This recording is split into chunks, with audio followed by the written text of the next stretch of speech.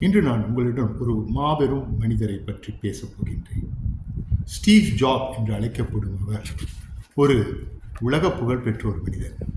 உங்கள் கையில் தவழும் டெலிஃபோன்கள், அந்த ஐபோன் இருக்கின்றது, அதற்கு அடித்தளம் அமைத்து உருவாக்கியவர் அவர். சிறு வயதில் அவர் பல்கலைக்கழகத்துக்கு சிறு வயதில் அவர் ஒரு எடுத்து வளர்க்கப்பட்டவர். தாயாரால் வளர்க்க முடியாத சூழ்நிலையில் வளர்ப்பதற்காக மற்றவர்களும் கொடுத்து விட்டார். அவரை கொடுக்கும் பொழுது அவரை வளர்ப்பவர்கள் ஒரு பட்டதாரியாகத்தான் இருக்க வேண்டும் என்று கூறினார். அந்த வளர்ப்புக்கு வரும் அந்த தருணத்தில் அந்த பட்டதாரி அதை ஏற்க மறுத்து விட்டார்கள். அதனால் அதுக்கு அந்த வரிசையில் இருந்த அடுத்தவர்களுக்கு அவரை கொடுத்தார்கள். அவரை கொடுக்கும் பொழுது அந்த பெற்றோருக்கு தாயார் ஏற்றுக்கொள்ள முடியவில்லை, ஏனென்றால் அவர்கள் பட்டதாரி இல்லை என்று. அதற்கு பிறகு பல சந்திப்புக்கு பிறகு முடிவெடுத்து அவர் ஒற்றுக்கொண்ட பிறகு அவரை கொடுத்தார்கள். அந்த பெற்றோர்கள் சிறப்பாக அவரை வளர்த்தார்கள். இந்த பையனை எப்படியும் பல்கலைக்கழகத்துக்கு அனுப்பிட வேண்டும் என்று ஸ்டான்ஃபோர்ட் பல்கலைக்கழகத்துக்கு படிக்க அனுப்பினார்கள். அங்கு படித்து கொண்டிருக்கும் போது இடையிலேயே தனக்கு இந்த பாடத்தில் ஆர்வம் இல்லை என்று அவர் அந்த கல்லூரியிலிருந்து விலகி கொண்டார். ஆனால் அங்கு தங்கு விடுதியில் தொடர்ந்து தங்கி கொண்டிருக்கும் சூழ்நிலையில் கையில் பணம் இல்லை. என்ன செய்வார் என்றால், கோகோ கோலா பாட்டில்களை எல்லாம் குவித்து அதை போய் விற்று கொஞ்சம் பணம் கிடைக்குமா, அவருக்கு சில மைல் தூரம் நடந்து அருகாமையில் இருந்த ஹரிராமா சங்கத்துக்கு சென்று இலவச உணவு சாப்பிட்டார். இப்படியெல்லாம் வாழ்ந்த இந்த மனிதன் பிற்காலத்தில் தன்னுடைய வாழ்க்கையில் யாரும் நம்ப முடியாத அளவுக்கு ஜம்பவானாக உருவாகி இந்த உலகத்துக்கு அங்கு படித்து கொண்டிருக்கிற நேரத்தில் பகுதி நேரமாக கேலியோகிராஃபி என்று ஒன்றை சொல்லிக் கொடுத்தார்களாம். அப்போ அவர் நினைத்தாராம், இதை போய் கற்றுக்கொள்வோம் என்று. இது அவர் வாழ்க்கைக்கு எந்த வகையில் பயன்பெறும் என்பது கூட அவருக்கு தெரியாது. அந்த கேலியோகிராஃபியை கற்ற பிறகு அவர் மேக்கின்டாஷ் என்ற கம்ப்யூட்டரை உருவாக்கும் பொழுது அந்த கேலியோகிராஃப் தான் அதில் முக்கியமான ஒரு கருவியாக ஆனது. பிறகு பல கம்ப்யூட்டர் நிறுவனம் அதை பின்பற்றினார்கள். அற்புதமான சிந்தனையோடு அவர் உருவாக்கியது இன்று உலக புகழ் பெற்றிருக்கின்றது. அவர் சிறு வயதில் பேங்க்ரியாட்டிக் கேன்சரால் காலமாகிவிட்டார். அந்த பல்கலைக்கழகம் அவர் இறப்பதற்கு முன்பாக அவர் எந்த பட்டம் முடிக்கவில்லையோ அந்த பட்டமளிப்பு விழாக்கு அவரை சிறப்பு விருந்தினராக அழைத்திருந்தார்கள். பாருங்க, ஒரு மனிதனோட வாழ்க்கையில அவன் எட்ட முடியாத இருந்தால் கூட தன் வாழ்க்கையில் சாதனையை புரியும் பொழுது அங்கு அந்த பல்கலைக்கழகமே அவரை அழைத்து அவரை சிறப்பு செய்து சிறப்பு சொற்பொழிவாளர்கள் அன்று அவர்களை அறிமுகப்படுத்தினார்கள். அந்த நிகழ்வில் ஒரு அருமையான ஒரு கருத்தை கூறினார் அவர். இந்த நாள்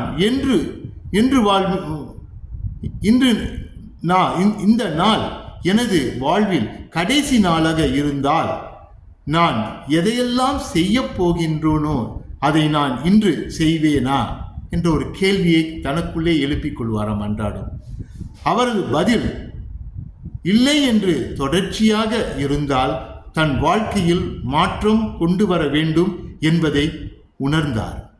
அப்படின்னா கண்ணாடி முன்பை நின்று பார்த்து, நான் இந்த நாள் எனது வாழ்வில் கடைசி நாளாக இருந்தால் நான் எதையெல்லாம் செய்ய போகிறேனோ அதை நான் இன்று செய்வேனா என்ற கேள்வி கேட்கிறார்.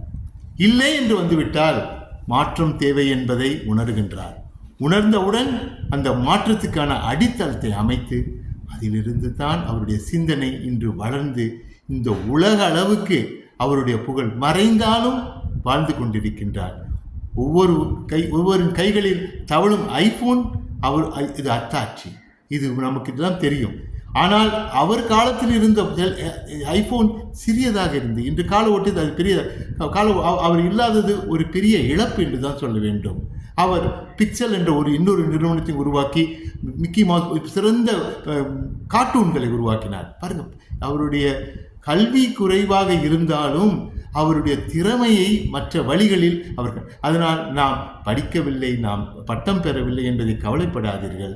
நீங்கள் செய்ய வேண்டியதை அன்றாடம் சிந்தித்து, இன்று நான் செய்வது அவசியமா, இன்று நான் எழுந்த பிறகு இதை செய்ய போன்ற ஒரு முடிவெடுத்து ஒரு பட்டியலிட்டு உங்கள் வாழ்க்கையை மாற்றி அமைத்து கொண்டீர்கள் என்றால் நீங்களும் இந்த பட்டியலில் சேருவீர்கள். பட்டியல் சேருவது கடினம் அல்ல. தன்னம்பிக்கை, விடாமுயற்சி இருக்க வேண்டும். அன்றாடம் உங்கள் மேல் நம்பிக்கை வரிகளை நீங்கள் சொல்ல வேண்டும். அன்றாடம் உச்சரியுங்கள் நல்ல வரிகளை. காலையில் எழுந்து நல்ல பாடலை கேளுங்கள், நல்ல புத்தகங்களை வாசியுங்கள். இவைகளெல்லாம் உங்கள் சிந்தனையை மாற்றும், உங்கள் வாழ்க்கையை அடுத்த நிலைக்கு கொண்டு செல்லும்.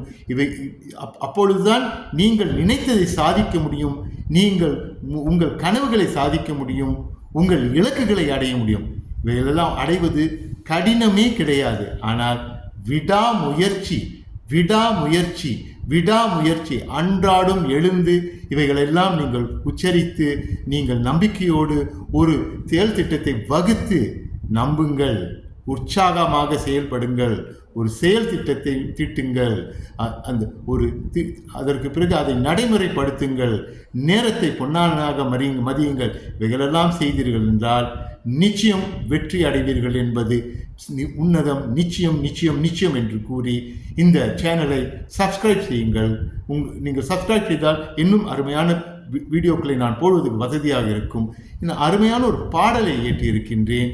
உறங்காத கனவை உசுப்பிவிடு. அதையும் கேளுங்கள், தொடர்ச்சியாக கேளுங்க. அன்றாடும் உங்கள் வாழ்க்கைக்கு அது நல்ல வழியை காட்டும். என்னுடைய புத்தகம் உறங்காத கனவுகள் இருக்கின்றது. அதேவேளை சால்காசிஸ் என்ற ஆங்கிலத்தில் இருக்கின்றது.